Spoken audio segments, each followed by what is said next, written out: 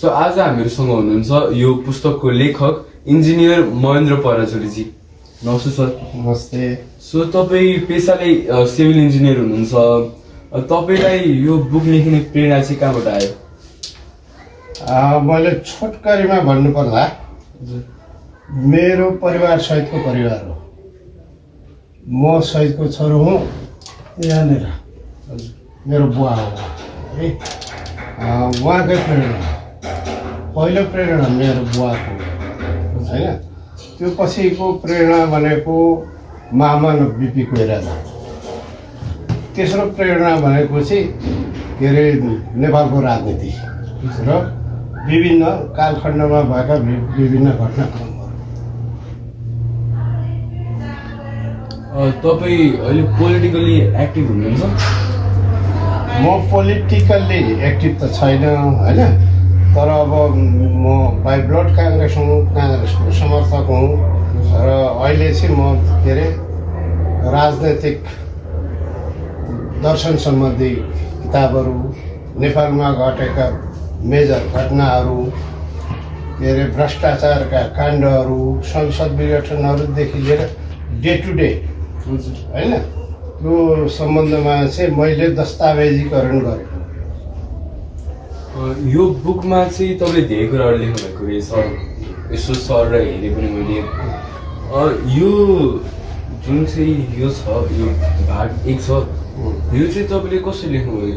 आफ्नो एक्सपिरियन्स लेख्नुभयो कि कुनै आर्टिकलहरू पढ्नुभयो? कुन आधारमा लेख्नुभयो त? अब यो भाग 1 चाहिँ 2003 सालदेखि नेपाली काङ्ग्रेसको स्थापना भएदेखिको यसमा घटनाक्रमहरू छ होइन। त्यस्तै गरेर विभिन्न काण्डहरू, धेरै नेपाली काङ्ग्रेसले गरेको शस्त्र आन्दोलन, कम्युनिस्ट पार्टीहरूले गरेका विद्रोहहरू, आन्दोलनहरू सबै समेटिएको छ। जस्तो सुखानी काण्ड, छिन्ताङ काण्डहरूदेखि लिएर सबै छ। र यसको म त्यतिखेरको साथी होइन। इतिहास लेख्नलाई त्यति सजिलो छैन। धेरै मेहनत गर्नुपर्छ, धेरै अध्ययन गर्नुपर्छ। यो किताब चाहिँ मेरो एक्सपिरियन्सको आधारमा नभएर मैले सन्दर्भ सामग्रीको रूपमा करिब 150 किताबहरू अध्ययन गरेको छु। पत्र पत्रिकाहरूको सहारा लिएको छु। विभिन्न के अरे नेपाल सरकारका विभिन्न कार्यालयहरूबाट जति पनि लिनुपर्ने मेटेरियलहरू लिएको छु। र सर्वोच्च जस्तो एउटा ठुलो के अरे थियो संसद विघटन, मनमोहन अधिकारीले गरेको संसद विघटन, टनकपुर सम्झौताहरूदेखि लिएर त्यो सबैको फैसलाहरू यहाँ सुरक्षित छ। तपाईँले यो बुक लेख्दै गर्दा के कस्तो समस्याहरू फेस गर्नुभयो त? मैले यो किताब लेख्दाखेरि पहिला त मलाई नै हो, मलाई धेरै के अरे एक्सर्साइज गर्नु पऱ्यो। त्योभन्दा पनि लेख्नलाई हो, अन्तबाट त होइन। अन्तबाट मलाई त्यति ठुलो सहयोग पनि चाहिएको थिएन। यो किताबहरू लेख्नलाई चाहिँ मेरो परिवार, विशेष गरेर मेरो श्रीमती मीना पराजुली, छोराहरू मृदुल, सुशान्त अनि बुहारीहरू मन्ता र सरोजनी, उनीहरूले इन्स्पायर गरेका हुन् मलाई र मैले त्यो आधारमा लेखेको। यो बुकको कतिवटा कपी प्रिन्ट भएको छ?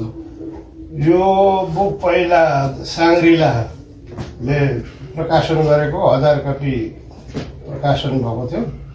1000 कपीमा सिद्धिएपछि यो यसको सेकेन्ड एडिसन र यो भाग 2 चाहिँ शिखा बुक्सले प्रकाशन गर्यो। यो कति वर्ष भयो पब्लिस भएको?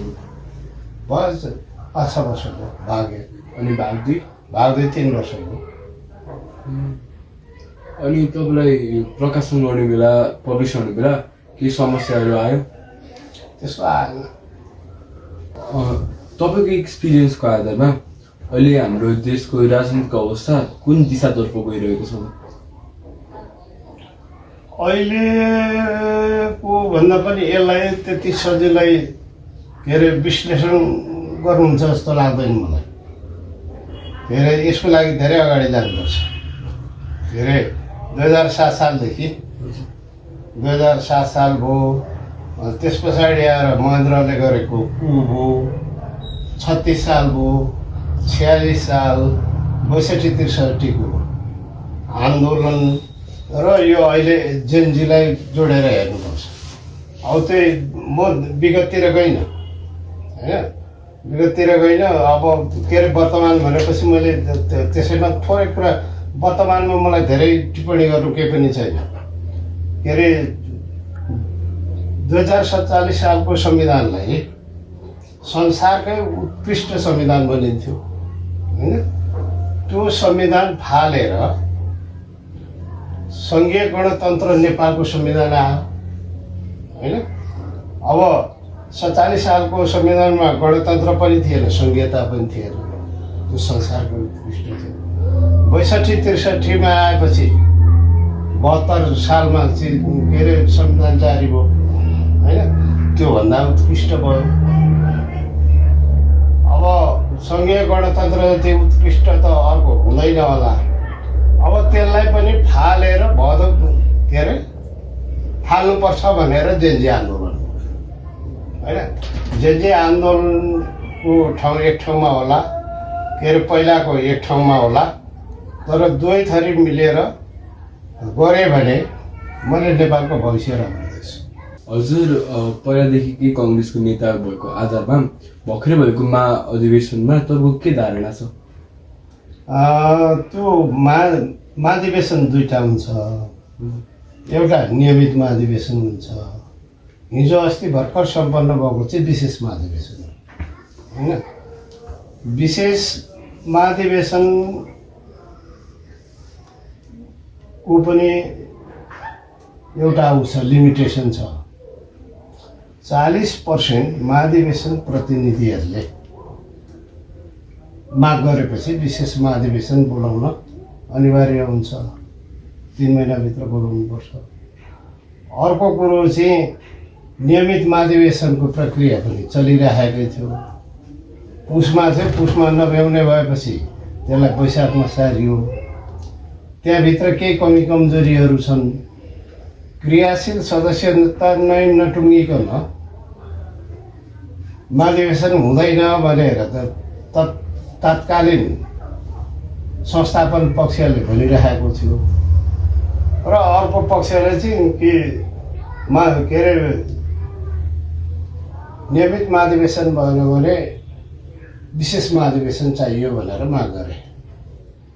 अब त्यसमा दुवैतिर तुलनामा जोड्दाखेरि अलिकति घटिबढी मात्रै होलान्। यसमा मेरो केही टिप्पणी छैन।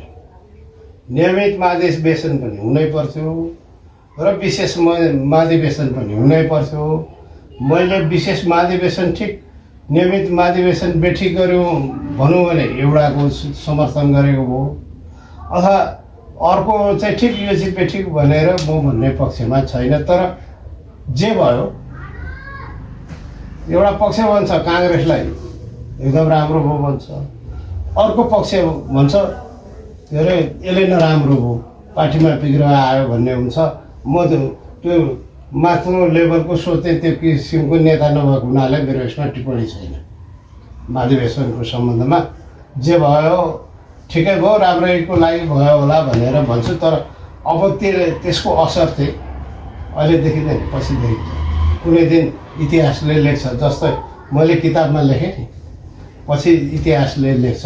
यसको परिणाम त अब चुनावपछि तुरुन्त देखिहालिन्छ। विशेष महाधिवेशनको कुरो मेरो त्यही हो। अब आगामी प्रतिनिधि सभाको चुनावमा कङ्ग्रेस सबभन्दा ठुलो दल बन्छ होला, बन्नुपर्ने हो। अब म त काङ्ग्रेसको समर्थक भएको होला, काङ्ग्रेसै भनेर भन्नुपर्छ, मैले हो पनि होइन। तर अब सिधै चाहिँ भन्न सक्ने अवस्था म त्यो अवस्था चाहिँ के अरे कङ्ग्रेस एमाले र राष्ट्रिय स्वतन्त्र पार्टीमा टप कम्पिटिसन हुन्छ। कुन चाहिँ पहिलो दोस्रो तेस्रो हुन्छ चाहिँ भन्न सक्ने अवस्था म तपाईँलाई के लाग्छ योपालि कतिवटा सिट जित्छ होला कङ्ग्रेसले? पहिलाभन्दा त अब बढाउँछु भनेरै लाग्नु भएको छ सबै। हाम्रो सभापतिजी, वर्तमान सभापति लगायत महामन्त्रीहरू, उपसभापतिहरू सबै लाग्नु भएको छ। अब हाम्रो आकलन पनि बढ्छ नै भन्ने हो। अब घन्टी घन्टी बजाएर हिँडेछ नम्बर 1 मा भनेर ओलीबा कसिनुहुन्छ नम्बर 1 भनेर। अनि के अरे अब के बार गगनकी सरकार 100 भनेर काङ्ग्रेसले पनि भनेकै छ। के अरे 100 कटाउँछौँ भनेर एमाले भनेको छ। के अरे बहुमतै ल्याउँछौँ 100 कटाएर ल्याउँछौँ भनेर घन्टीले भनेको छ होइन। अब त्यो त भोलि अब ब्यालेटले कसलाई दिनुहुन्छ त्यही हो। यो कङ्ग्रेसको सिनियर लिडर्सहरू, सिनियर मेम्बर्सहरू जस्तो शेरबहादुर देउवा हुनुभयो, उहाँहरूले टिकट नपाए तापनि योपालिको चुनावमा उनीहरू कुनै पनि प्रचार प्रसारमा देख्नु भएन, किन होला? अब यो क्वेसन चाहिँ उहाँहरूलाई नि सोध्दा राम्रो होइन। तर मैले सरस्वती देख्दा अलिकति चित्त दुखाउने ठाउँ चाहिँ उहाँहरूलाई र मैले के देखिरहेको छु भने जो ठ्याक्कै जित्ने उम्मेदवारहरू अब पहिलाको संस्थापन भनौँ न, पहिलाको संस्थान पक्षको केही जित्ने उम्मेदवारहरूले पनि टिकट पाउनु भएन।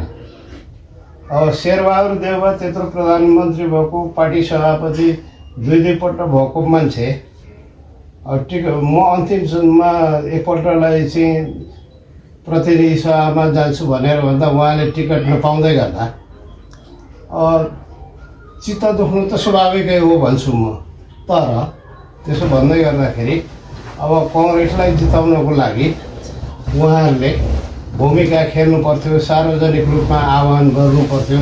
त्यो चाहिँ उहाँहरूको अलिकति कमजोरी भयो कि भन्ने लाग्छ मलाई।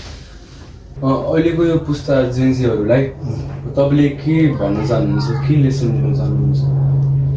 जेन्जी भनेर म कसरी बुझ्छु भने नि, जेन्जी भन्ने एउटा पञ्चायतकालमा पनि थियो जसलाई मण्डले भन्थे। मण्डले भन्थे त्यो जेन्जी समूहका पनि त्यहाँ थिए। देश बिगार्नेमा त्यही के अरे ऊ पनि रह्यो, मण्डले रह्यो। पञ्चायतलाई सिद्ध्याउनेमा मण्डले रह्यो। त्यो पछिएर मैले जेन्जीलाई फेरि नराम्रो भनेको होइन।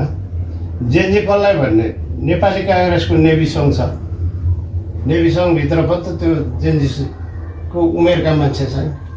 त्यस्तै गरेर एमालेको सङ्गठन छ, त्यहाँ पनि त्यही जेन्जी समूहका छन्। अरू पार्टीकाहरू पनि छन् र सबैलाई जेन्जी नै देख्छु। जेन्जीहरूले देशको लागि राम्रो भूमिका खेल्नु, उनीहरूलाई मेरो शुभकामना छ। र यो जेन्जीलाई अलिकति आरोप पनि लागेको छ, कोहीबाट परिचालित भए 24 गतेको घटनामा भन्ने पनि छ। तर मलाई त्यस्तो त लाग्दैन। तर केही नेताहरूको निर्देशनमा त्यतिखेर चलेको पनि देखियो होइन। न के अरे त्यस्तोतिर चाहिँ लाग्नु हुँदैन भन्ने मेरो के अरे उनीहरूलाई शुभकामना छ। राम्रो काम गर्न अनुरोध गर्छु। यो भदौ 23मा त जे भयो भयो। अब भदौ 24मा चाहिँ सिंहदरबारहरू जल्यो, ठुल्ठुला भवनहरू जले। अब भनिन्छ कि बाहिरको एक्सटर्नल फोर्सहरू, बाहिरको मान्छेहरूले चाहिँ त्यो आगोमा घिउ हालेको जस्तो काम गर्दै मान्छेहरूलाई अझ एक्साइटेड बनाइदिए, आगजनीहरू गरिदिए। तपाईँलाई त्यसमा के लाग्छ? त्यो त भाइ के अरे जेन्जीले गरेकै होइन। त्यहाँदेखि नै अनुहारहरू पनि छन्। के अरे म कुनै विदेशी शक्तिलाई त्यो लाउँदिनँ, तर जेन्जी त्यति सक्षम थियो। 23 गते त्यो सबै सामानहरू ल्याएर अनि त्यहाँबाट के अरे त्यत्रा मान्छेहरू आउन अनि त्यत्रा के अरे उ गरेर आगो लाउन जेन्जीले खोजेको थियो र थिएन नि। 2 बजे 23 गते 2 बजे त जेन्जीहरूले चाहिँ ल यहाँ घुसपैठ भयो फर्क भनेर भनेछ होइन। जेन्जीको त केही होइन, सबै घुसपैठ हो। अब सिंहदरबार यो के अरे संसद भवन सर्वोच्च अदालत सिंहदरबारमा अब मैले सुनेको पोटासियम र सोडियम